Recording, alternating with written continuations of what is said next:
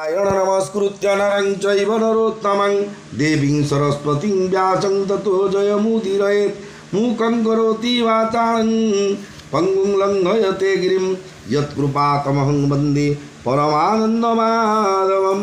निगमं कल्पोत्तरगलितं फलं सुखमुखादमृतद्रवसंयुतं पिबत भागवतं रसमाणो मुहुरौ रसिका भुवि भावुकाः कस्तूरी तिलकं ललाटपटले वक्षस्थले कौस्तुभं नासाग्रे वरमौक्तिकं करतले वेणुकरे कङ्कणं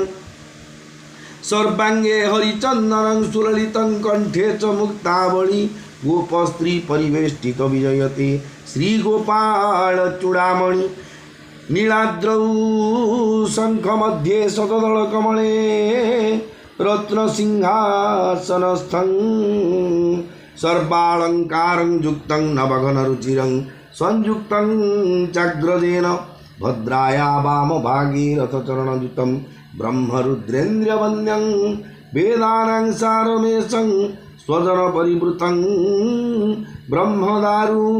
स्मरामि जगदानन्दकन्दाय प्रणन्तार्तिहराय च नीलाचलनिवासाय जगन्नाथाय ते नमः। मोर प्रिय भाई और भौणी माने पवित्र पुरुषोत्तम क्षेत्र पुरी धाम आपण मैंने अति बड़ी जगन्नाथ दासंग द्वारा रचित श्रीमद्भागवत महापुराण एकादश स्कंद चतुर्विंश अध्याय श्रवण करते भिक्षु गीता ये मनुष्य समाज भितर केमी सी बंचार गोटे टेक्निक से कहते भिक्षु गीता श्रवण करते बर्तमान यही एकादश स्कंदर पंचविंश अध्याय हूँ 25 सृष्टि बरण सांख्य मतर जे विधान ये सृष्टिर बरणटा केमी सांख्य मान नॉलेज ऑफ जो वैदिक भगवान ज्ञान जोड़ा हूँ सांख्य शास्त्र आत्मा परमात्मा संबंधी ज्ञान हो सांख्य शास्त्र विधान कौन नियम अच्छी श्री भगवान उवाच बोलंती प्रभु नारायण उद्धव सावधाने शुण तु अटु भगत प्रधान कहवा सांख्य जोग पुण जे ज्ञान जानी विज्ञजन छाड़ती विकल्प संभ्रम प्रथम सृष्टिर अग्रत जे ज्ञान विकल्प रहित परम ब्रह्म मात्र थिले से जेबे सृष्टि आरंभिले से काले विवेक प्रधाने सृष्टि प्रवर्तिले जने अभेद ज्ञाने ब्रह्म वागे लोके गमिले जोग मार्गे आदि गणना सत्य जुगे से ब्रह्म होइबे निभागे प्रकृति रूपे कंच द्वितीय पुरुष प्रकाश जे भाग प्रकृति रूपिणी सृष्टि पालन संहारिणी से भाग जड़ रूपी होई ईश्वर बसे क्षोभ पाई तेणु से ब्रह्म खंड संयोगी जन्मिला ब्रह्मांड ब्रह्मांड मध्ये तीन गुण जन्मिला प्रकृति कारण त्रिगुण सत्वर जतम जे क्रियाशक्ति उपादान से सूत्र त्रिगुणे जड़ित तहु पूजिला महत महते त्रिगुण विकार तहु जन्मिला अहंकार से पुणी हुए तीन अंश सात्विक राजस तामस पंच तन्मात्र इंद्रियगण मनर परम कारण तामस अहंकार जात होइले पंच महाभूत मध्ये अहंकार राजस जन्मिले इंद्रिय एकादश अंत्य जिथिला सत्वगुण तहु जन्मिले देवगण ये सर्वे जन्मी एक मेले क्षण न रहती निश्चले मुनि तांक हृदय जाई पशिली गुरु प्राय होई तेबे समस्ते होई रुंड एकत्वे सृजिले ब्रह्मांड दिशई हेममय अंड मोर विहार क्रिया भंड दिशई हेममय अंड मोर विहार क्रीड़ा भंड अशेष जले से भाषई सलिल बिंब प्राय होई मुपुणी पशि तार मध्ये निद्रा प्रसारिणी आनंदे मो नाभि कमलू कमल मो नाभि कमलू कमल जन्मिला अत्यंत कोमल तहु से ब्रह्मावतरे जे जोग बोले सृष्टि करे शेर जो गुणे जात होई विशेष मोर आज्ञा पाई सत्य बरस देव मते तपसा दिला से निरते से तपे मन मोर तोषी मुपुणी तार दे पशी से मोर निगम वचने सृष्टि करई अनुमाने स्वभावे ब्रह्मा प्रजापति वेद वचने तारमती ब्रह्मांड मध्ये तपोबले सर्जिला भुवन मंडले द्विसप्त लोक अध ऊर्ध्वे सर्जिला वेदवाक्य छंदे स्वर्ग सृजिला प्रजापति जे लोके देवगण स्थिति पुणी चाहिला अधमुखे मनुष्य सृजिला भूलोके एवं लोक सृजियन्ते एवं लोको सृजियन्ये पुणी कल्पिला मध्य शून्ये ताहांकु भुवलोक भणे जही रहंती भूतगणे ए तीन लोकर उपरे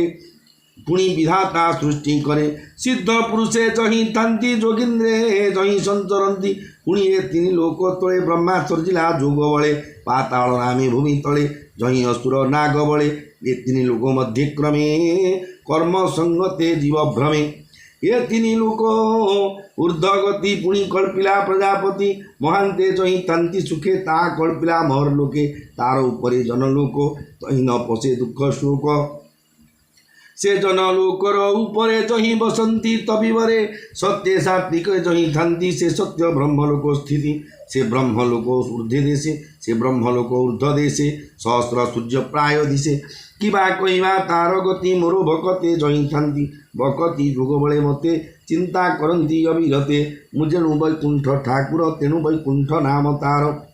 एणु मु ब्रह्म प्रजापति लोक आधार लोक स्थिति समस्त पाळी जोग बले पुणी संगरे अंत काले एणु ये अनित्य संसार त्रिगुण कर्म रे संसार ये भव कुपे जंतु पड़ी अशेष कर्म पाचे जड़ी भूम भ्रमंती ये घोर संसारे रज तामस अहंकारे बृहत सूक्ष्म स्थूलंचु बृहत सूक्ष्म स्थूलणु स्थावर जंगम तनु माया निर्मित सर्वजन ब्रह्मादि 14 भुवन एक ईश्वर ए भुवने सर्वत्र बसई समाने सृष्टि प्रलय नित्य करे माया संसारे से विहरे एणु अनित्य एणु ये अनित्य संसार सत्य स्वरूप महेश्वर ये माया प्रकृति विकार जगत हेतु ये व्यवहार एक ही ब्रह्म ए वृत्तांत विकार आदि मध्यंत जे आदि अंतरे कारण से सत्य बोली तु जान प्रकृति पुरुष एक बेनी जगत पियर जननी विश्व प्रकाश हेतु मोहि मुकाल रूपे संहारई मोर कटाक्ष मात्रे जान अशेष ब्रह्मांड निर्माण भ्रुभंग मात्र मुहि जेवे मते चिंतई आत्मभावे कोटि ब्रह्मांड मायामये क्षण मात्र के जानती क्षय जे जहाँ तहु थांती आसी अंते चलती ताग्रासी प्रकृति संजोगे जगत अंते प्रकृति करे ग्रस्त से मोर माया काल रूपी प्रकृति रूपे थाई व्यापी हुए काले सृष्टि करे अंते ब्रह्मांड से संघरे काल पुरुष तार संगे प्रवेश करे जीव अंगे से जीव पशे मोर तही मुहि केवल मात्र रही मुहि सकल भावे साक्षी मो बिनु आन नाही लखी मुहि मोर आश्रे थाई एणु निराधार बोलाई मुहि सकल बसे से केवल थाई निज अंशे या सांख्य जोग कही ज्ञाने संशय न थाई चित्तरु हरे सर्वदोष केवल कैवल्य प्रकाश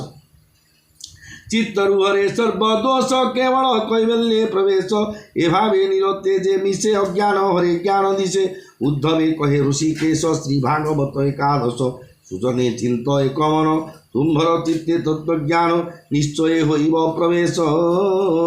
कहिले जगन्नाथ दास श्रीमद्भागवते महापुराणे पारमहंस्यां संहितायां